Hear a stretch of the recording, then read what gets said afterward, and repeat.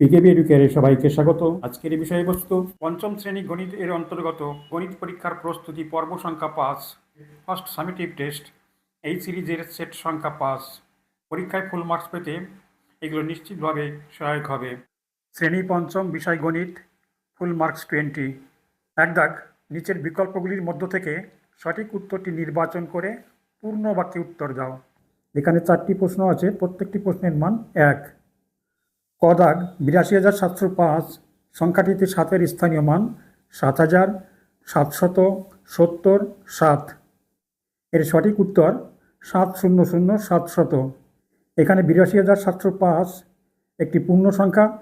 এই 7-এর ডান দিকে দুটি অঙ্ক 0 এবং 5, সুতরাং 7-এর ডান দিকে দুটি শূন্য বসবে, 700। খ দাগ, 1 ঘন্টা সমান 60/360/3600/36,000 সেকেন্ড। সঠিক উত্তর 3600 অর্থাৎ 3600 সেকেন্ড।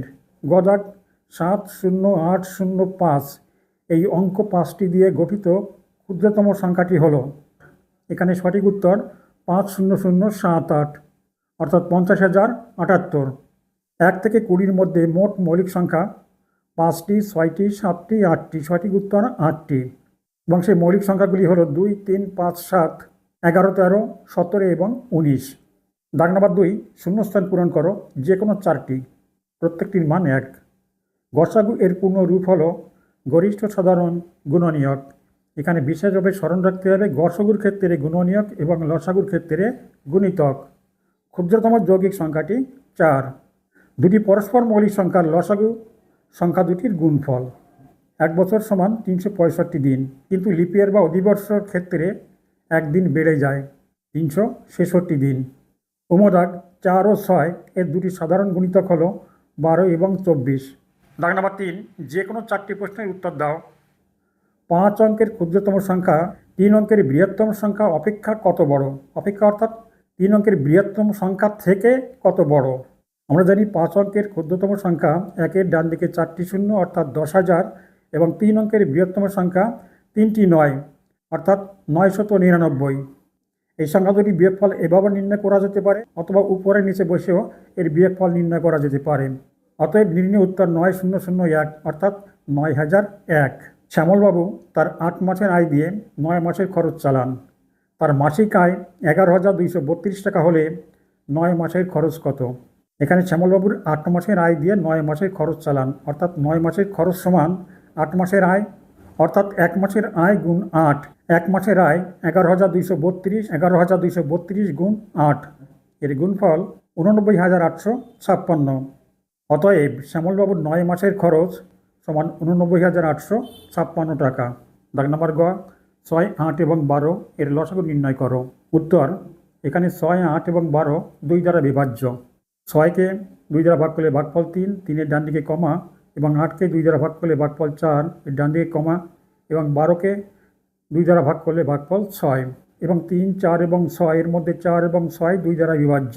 এখানে 3 2 দ্বারা বিভাজ্য নয়, 3 এখানে নিচে বসে যাবে, কমা, এবং 4কে 2 দ্বারা ভাগ করলে ভাগফল 2, নিচে 2 এবং কমা, এবং ডান দিকে এই 6কে 2 দ্বারা ভাগ করলে ভাগফল 3, নিচে এখানে 3 বসে যাবে। এবার 3, 2 এবং 3 এর মধ্যে 3 এবং এই 3, এই বাঁদিকে 3 এবং ডান দিকে 3, 3 দ্বারা বিভাজ্য। এবার 3 দিয়ে ভাগ করতে হবে। 3 দ্বারা 3কে ভাগ করলে ভাগফল 1, ডান দিকে কমা, এবং 2 3 দ্বারা বিভাজ্য নয়, 2 নিচে এখানে বসে যাবে, ডান দিকে কমা, এবং এই 3 3 দ্বারা বিভাজ্য, 3-এর মধ্যে 3 একবার যায়, এখানে 1। এবারে লসাগু হবে এই বাদিক থেকে প্রত্যেকটি উৎপাদকের গুণফল 1 ছাড়া, কারণ 1 দ্বারা কোনো সংখ্যাকে গুণ করলে তার গুণফল একই থাকে। সুতরাং লসাগু সমান 2 গুণ 2 4, 4 গুণ 2 8, এবং 8 গুণ 3 24। অতএব নির্ণয় লসাগু 24। ঘ দাগ, দুটি সংখ্যার গসাগু 5 এবং লসাগু 60। একটি সংখ্যা 15 হলে অপর সংখ্যাটি কত? উত্তর, এর অপর সংখ্যাটি হবে লসাগু গুণ গসাগু ফার্স্ট ব্র্যাকেটের মধ্যে ভাগ প্রদত্ত সংখ্যাটি।